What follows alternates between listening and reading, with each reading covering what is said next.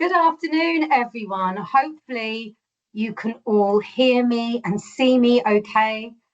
A very hot welcome to today's online event on patient involvement and care equity, run by the Healthcare Quality Improvement Partnership. It's scheduled to end at 1 p.m.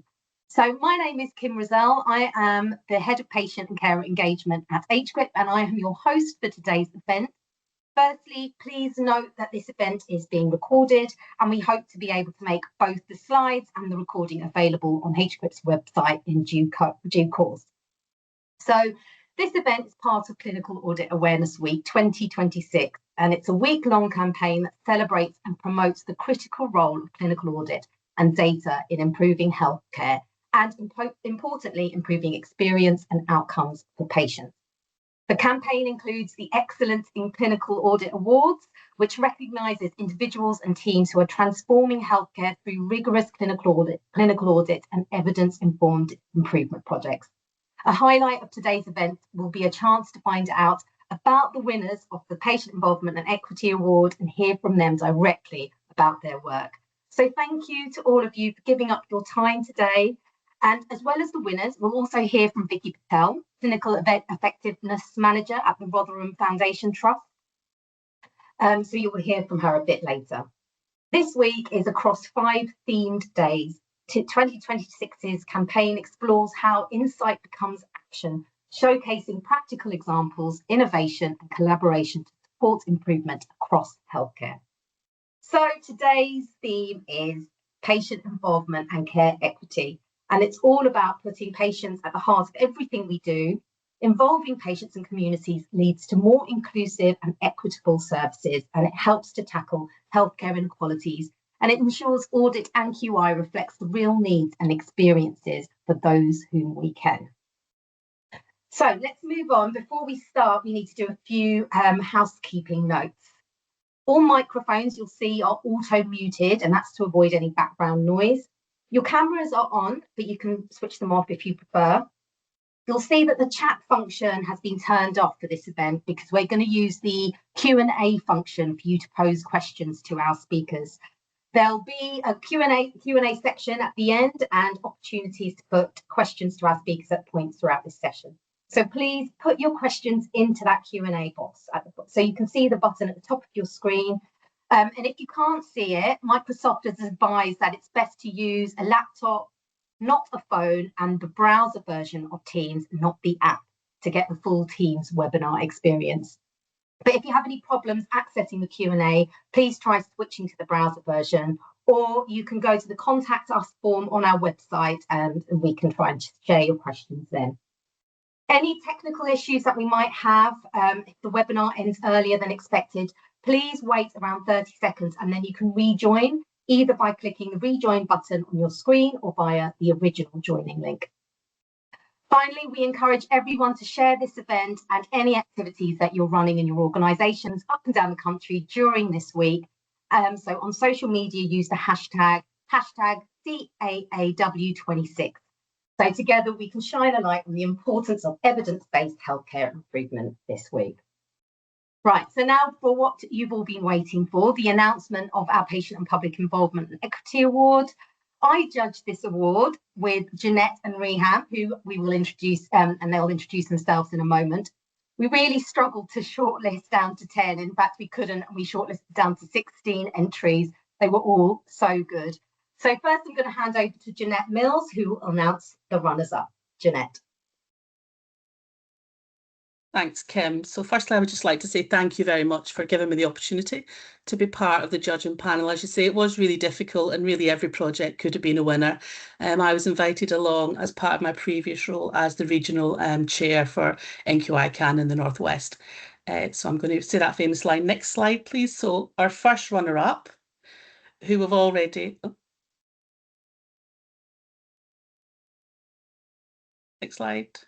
So our first runner-up, who we've already heard from this morning, and they gave a great presentation, is the National Paediatric Diabetes Audit, and just how they involve patients in every point of the step, really, and every part of the journey. So well done to them. Our next runner-up is From fragmentation to integration, a co-produced transitional model for complex needs. We thought this was a highly impactful QI project that addressed really significant inequalities. And I think there's been a theme throughout the awards of inequalities. I joined yesterday and it was about inequalities as well, which is great to hear. And there was a big discussion this morning about it. And then our third runner-up is My Voice Matters project, which we just thought was a fantastic project that covered lots of different areas and had a real promise to be a successful improvement project across many different geographical areas as well. So well done to everybody. And thank you for taking the time to fill in the application forms. I know it takes a long time to do them and filling it in your busy working day. So thanks, everybody. Well said, Jeanette. Yeah, all three excellent projects. But I'm now going to pass over to Reham to announce the winners. Reham.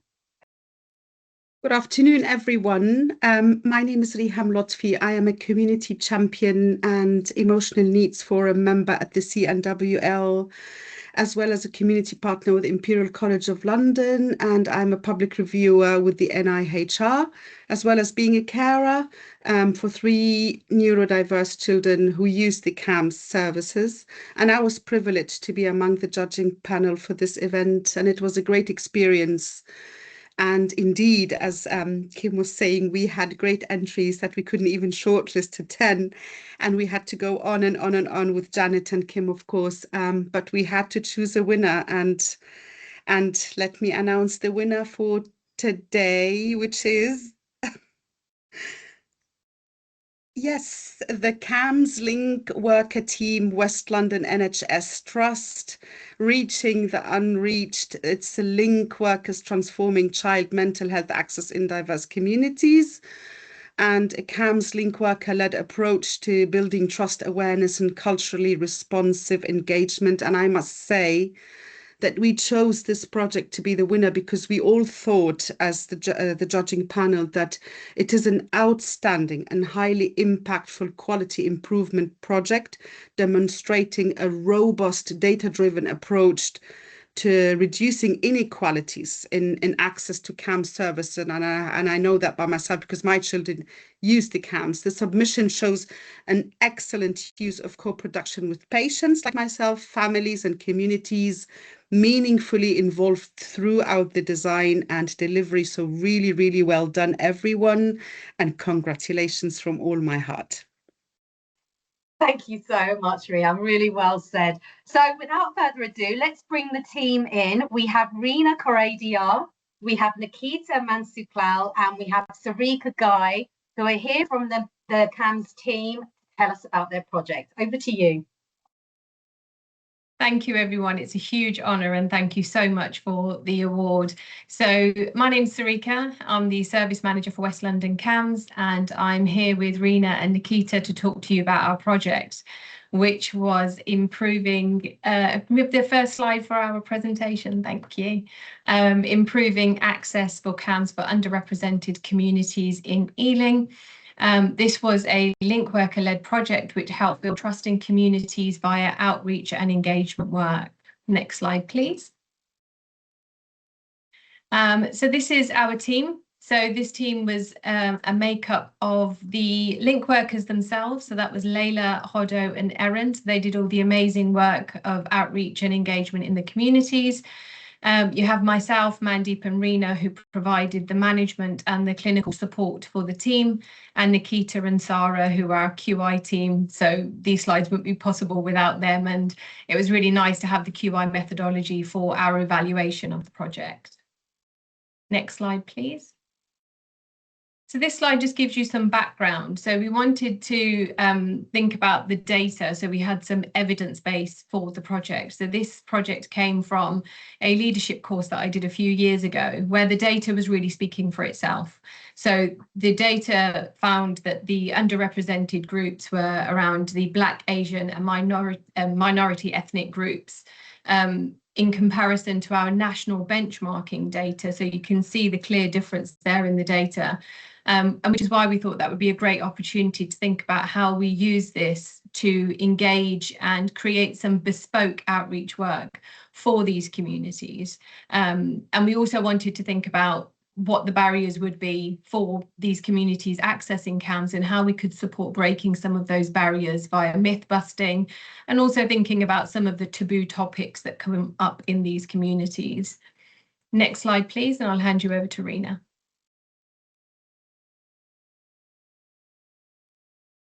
Sorry, I thought you were going to carry Oh, on do you want with to do this one? Yeah. So just thinking about the data, so we determined that the underrepresented groups were predominantly Sikh, Somali, Polish, Sri Lankan and Arab backgrounds, and thinking about how they are less likely to be referred into CAMHS, and also thinking about why they're not referred to CAMHS. We also set ourselves a target, a realistic target of an increase of referrals into CAMHS by 10%.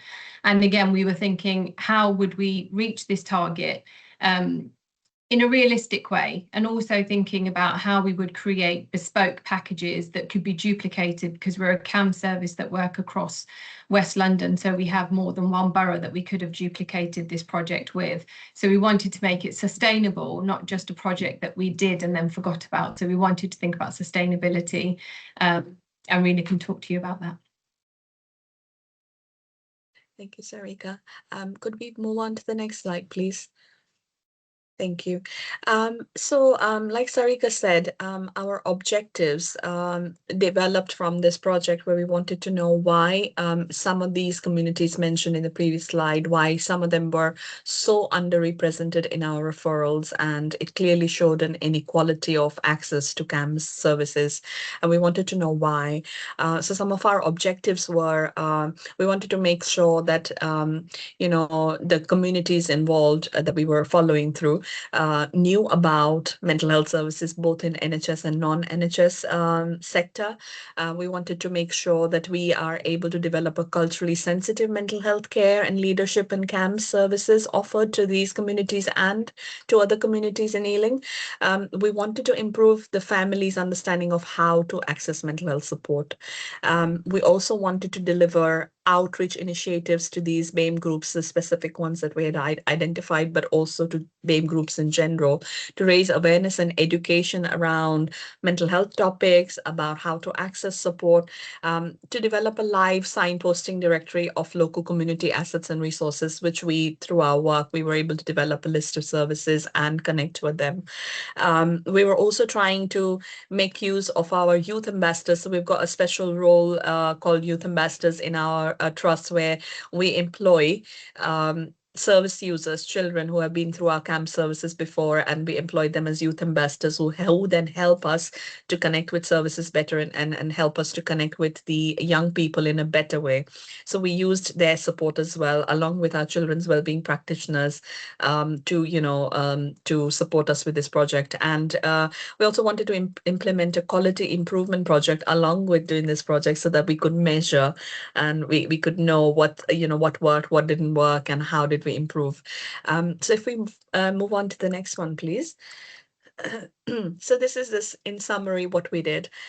So we initially identified gaps in knowledge of CAMHS services and mental health issues among the BAME communities through focus groups, because we were thinking, where do we start? So we wanted to know, then this is where the co-production came in. So basically, if you look at the lower part of the slide where, we're talking about change ideas, we were thinking a little bit about what is it that we want to follow and how do we do it. So in the driver diagram, you can see that there were four main, the ones in green, the four main things that we were trying to investigate through our project, which was to understand the stigma in the different communities, and is there a stigma and barrier to accessing CAMHS and mental health services in general. We wanted to know if there was an issue of understanding the process that CAMHS follow, and is that why we don't have enough referrals from these communities.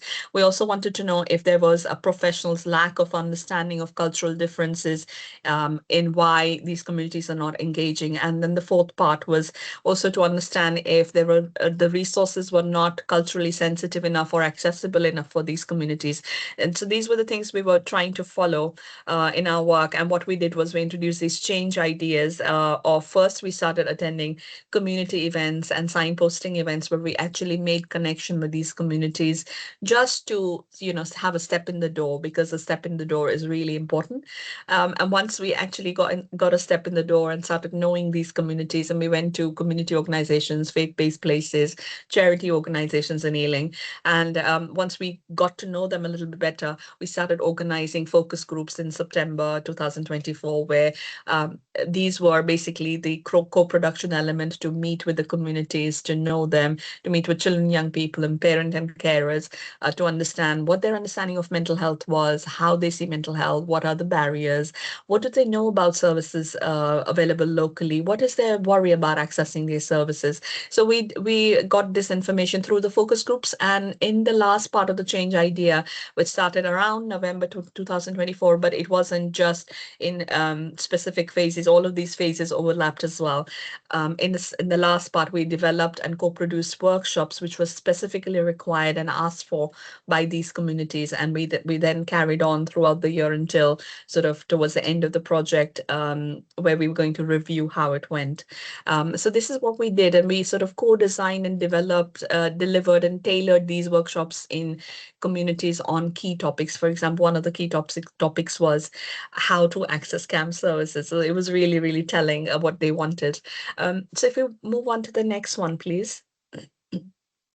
So through this project, what we did was we reached several organizations, like we reached approximately 20 organizations in different configurations, which were community venues, faith-based places, charity organizations, some were NHS organizations as well, who collaborated with us, like the football team and the perinatal team.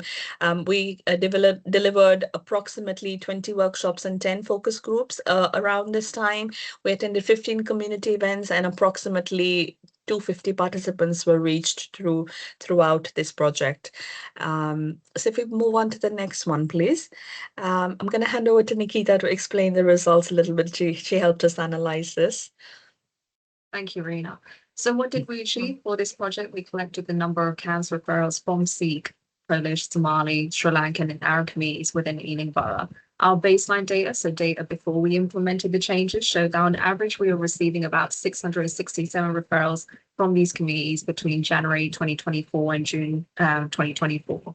Our target was to increase this by 10%, which set the goal of 727 referrals, as shown by the red line. During the QI phase, when we started implementing the changes, such as community engagement and signposting PDSA workshops, the data showed that our referrals from the target communities increased by 30% on average, peaking at 84% above baseline. Throughout this project, as Reena said, we also built a close network across more than 20 communities through faith centres, community groups, charities, and education systems. We also created open spaces for communities to discuss and destigmatize mental health and raise awareness of the CAMHS referral process. Next slide, please. So this project has shown us that representation builds trust, and this was shown through the improved engagement and referrals through community-based link workers. Cultural sensitivity matters. Having a transcultural approach reduced stigma and improved communication. Collaborative spaces work, so working with faith groups and schools create that psychological safety to discuss sensitive topics. Awareness increases access, so education led to more appropriate referrals from the underrepresented groups. Some of the challenges the link workers encountered was it took some time to hear back from the organizations and establish that relationship initially. The hours and times that the workshops could be delivered were out of work hours, and there were some language barriers during workshops, making communication difficult at times. The link workers were also not trained in safeguarding in community, so to mitigate this, we create protocols so that the organization was able to manage these risks accordingly. Next slide, and over to you, Reena. Thank you, Nikita. So overall, what was the impact on the community? So through this project, we reached several communities and ethnicities, including but not only limited to, but we reached specifically the Somali community, the South Asian Punjabi communities, the South Asian Sri Lankan communities, the Arab and the European wide, specifically the Polish community. What we achieved was building rapport and trust with these community groups, allowing us to connect with them. We supported parents with information on CAMHS referral and signposting to local services. We worked with 20 organizations. We also translated mental health resources and materials to the languages that these groups followed. The overall biggest achievement for us was having open and transparent conversations about mental health with these communities, which was super powerful. So if we move on to the next slide, please. The feedback. You can see there are big paragraphs of feedback, but I'm going to summarize it for you.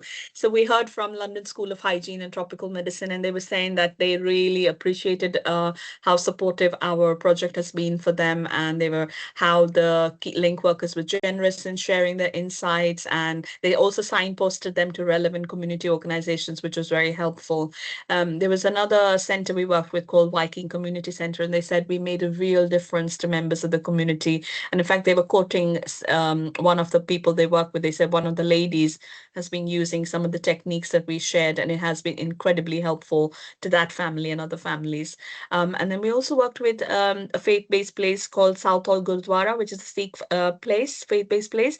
And they said that they really benefited from the open conversations and one-to-one chats with healthcare professionals, and the safe and confidential spaces allowed for open, honest, and real connection. This was really, really heartfelt to receive this kind of feedback from our communities. So if we move on to the next one, please.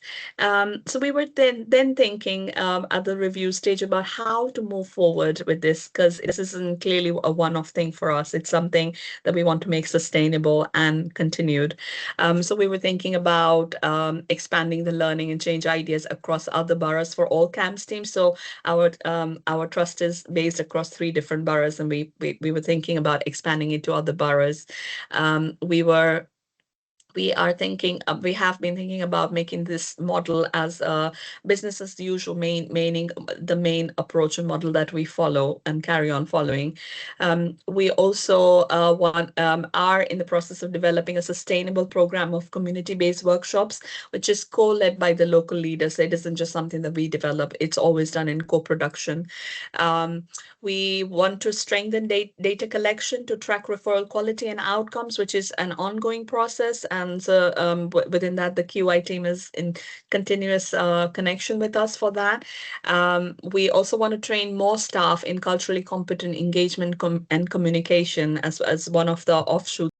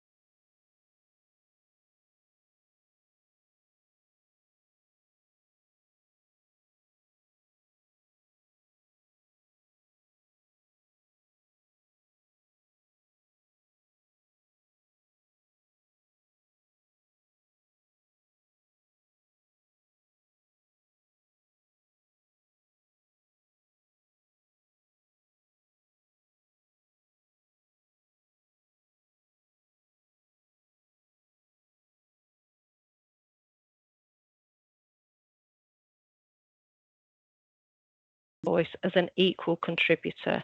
They are a seat at that table. So for clinical audit teams, then this means involving patients at every stage of that audit. So that's from topic selection and defining our measures to actually interpreting the results and then helping to design the improvement actions. And that's about embedding the patient and public voice roles into our audit structures back within our organisations and our systems. So our frontline teams, then, it means working alongside the patients in their improvement cycles and actually sharing that decision making about service changes, as we do when we involve them in making decisions on their care. So we need to move from listening and working together to actually designing and deciding together, because lasting improvement happens obviously when solutions are designed with the people that they actually affect. So if we can move on then, please. So we know we're moving towards a more digitally led NHS, where real-time feedback and experience data are actually becoming a lot more accessible. So if you think about the NHS app, so for clinical audit now, this means that we can use real-time patient feedback and data at scale. We can better understand care and drive improvement more quickly. But there is a risk, because if we rely only on digital, we may exclude some groups and reinforce inequities again. So the key is to combine that digital insight with that targeted inclusive engagement, ensuring that we do actually reach the voices that are often underrepresented. So ultimately, this allows audit to better reflect real lives and drive more equitable patient-centred improvement. So if we can move on again then, please, and start to look at some of the structural changes then across the NHS, and the fact that that accountability now is shifting closer to local systems and providers.